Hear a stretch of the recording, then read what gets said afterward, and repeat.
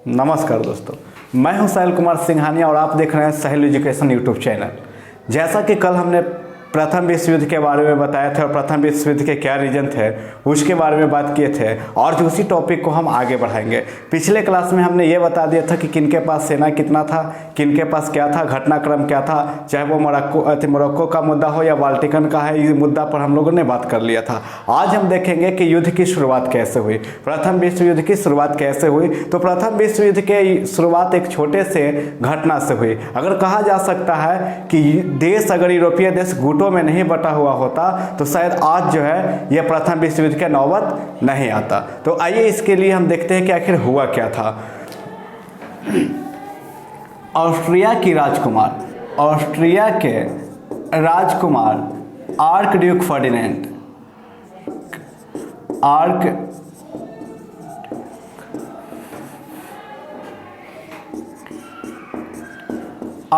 Ferdinand ये घूमने के लिए गए हुए थे सर्बिया की राजधानी सेराजेवो में।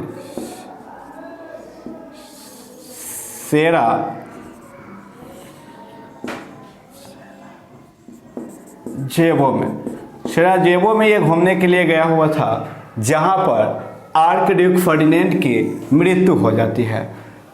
28 जून 1914 ईस्वी को ऑस्ट्रिया के राजकुमार आर्कड्यूक फर्डिनेंड की सर्बिया के राजधानी सराजेवो में हत्या हो जाती है, जिसके कारण इसका जिम्मेवार ऑस्ट्रिया ने सर्बिया को ठहराता है और इससे कुछ है जो हर्जाना की मांग करता है, जिससे सर्बिया अपने स्वतंत्रता के कठोरता के बाद समझते हुए इसके हर्जाना देने से ये सर्बिया इनकार कर देता है। कहता है कि नहीं, हम हर्जाना नहीं देंगे, क्योंकि इनके सपोर्ट में था रूस। जैसा कि पिछले क्लास में भी हम बताए थे कि रूस है जो क्या कर रहा था, सपोर्ट कर रहा था। जब रूस ने युद्ध की घोषणा दी थी ऑस्ट्रिया के, तो जर्मनी सामने आ गया था। इसके हम पिछले क्लास में इसके ऊपर बात कर चुके थे। तो यह सर्बिया का सपोर्ट कर रहा था रूस, इसलिए इसने इसको हर्जाना देने से क्या कर दे, इनकार कर दे। जिससे अंततः ठीक एक महीना बाद यानी 28 जुलाई 1914 ईस्वी को ऑस्ट्रिया ने क्या किया कि सर्बिया के खिलाफ युद्ध की घोषणा कर दी। जब सर्बिया के खिलाफ युद्ध की घोषणा की तो जर्मनी ने 3 अगस्त 1914 ईस्वी को इन्होंने रूस के खिलाफ युद्ध की घोषणा कर दी और 4 अगस्त 1914 ईस्वी को जर्मनी के खिलाफ युद्ध की घोषणा कर दी। और इन्होंने फ्रांस पर है जो अपना दबदबा बनाने के लिए फ्रांस के खिलाफ युद्ध की घोषणा कर दी और दबदबा बनाने के लिए 4 अगस्त 1914 ईस्वी को 4 अगस्त 1914 ईस्वी के इन्होंने क्या किया कि बेल्जियम में, कहाँ में, बेल्जियम में अपना सेना प्रवेश कर दिया। बेल्जियम में अपना सेना यानी 3 अगस्त को रूस के खिलाफ है जो युद्ध की घोषणा कर दी, 4 अगस्त को फ्रांस के खिलाफ युद्ध की घोषणा कर दी और 4 अगस्त को है जो बेल्जियम में अपना सेना है जो क्या कर दिया, प्रवेश कर दिया। इस प्रकार से ये सब कार्यक्रम देखते हुए ब्रिटेन ने क्या किया, ब्रिटेन ने 4 अगस्त 1914 ईस्वी को इन्होंने किसके खिलाफ युद्ध की घोषणा कर दी, जर्मनी के खिलाफ युद्ध की घोषणा कर दी। इस प्रकार से शुरू हुआ प्रथम विश्व युद्ध और पूरे देश लगभग प्रत्यक्ष और अप्रत्यक्ष रूप से इस युद्ध के आगोश में आ गए। इसके जर्मनी के सपोर्ट में बाद में है जो बुल्गारिया और तुर्की है जो इसके सपोर्ट में आया। हालांकि इटली जो है त्रिगुट का सदस्य था। इटली, जैसे कि हमने पिछले बात बताया था कि इटली एक त्रिगुट का स्थापना बिस्मार्क ने किया था 1882 ईस्वी में ही, तो इस त्रिगुट का ही इटली सदस्य था। लेकिन शुरू तो इटली युद्ध में आया नहीं और जब आया भी तो ये जर्मनी के विरुद्ध में आया।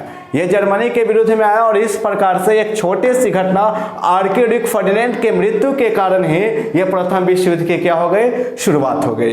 अब इसी समय एक बहुत बड़ी घटना घटता है 1917 के ईस्वी में। 1917 ईस्वी में जब रूस में नए सरकार की गठन होती है, जब रूस में नए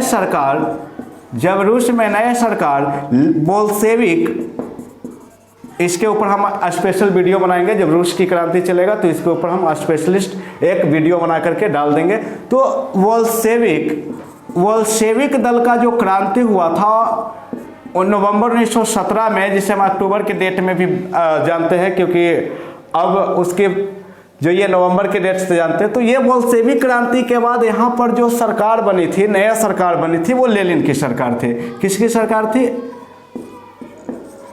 लेनिन की सरकार थी। और ये लेनिन की सरकार में जो है इन्होंने प्रथम विश्व युद्ध से निकलने का है जी अपना प्रस्ताव जारी कर दिया कि हम बिना किसी से हर्जाना लिए हम प्रथम विश्व युद्ध से क्या होंगे, वापस चले आएंगे। हालांकि जर्मनी ने इसके ऊपर है जो मतलब इल्जाम लगाया और कुछ हर्जाना भी लादा, और जिससे ये सारे बातों को मान करके ये युद्ध से निकलने की निर्णय ले ली। और मार्च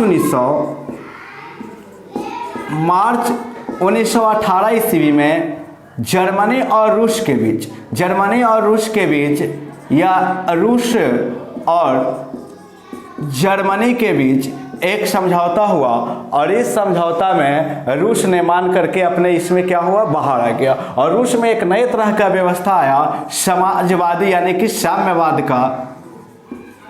साम्यवाद का एक शासक आया और समाजवादी व्यवस्था को यहाँ पर लागू किया गया था।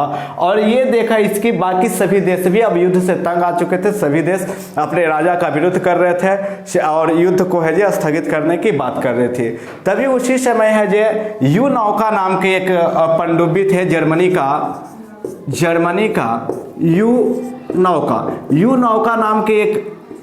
यू नौका नाम के एक पनडुब्बी था जो ब्रिटेन की ओर जाने वाले सभी जहाज़ों को डुबो देता था। ब्रिटेन की ओर जितने भी जाने वाले जो जहाज थे वो सभी को क्या कर देता था, डुबो देता था। जिसके कारण अमेरिका के मना करने के बावजूद भी इन्होंने अपने कार्रवाई नहीं रोका, और जिससे अमेरिका के कुछ नागरिक है जो मतलब उसमें सवार थे, जिसके कारण 1917 ईस्वी में अमेरिका भी इस युद्ध में शामिल हो गया। और जब अमेरिका इस युद्ध में शामिल हुआ तो अमेरिका के आते ही युद्ध की रणनीति ही बदल गई, और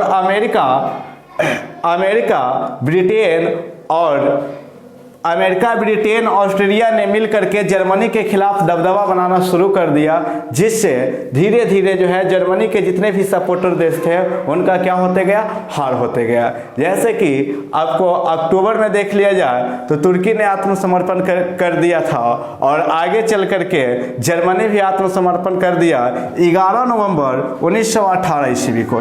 11 नवंबर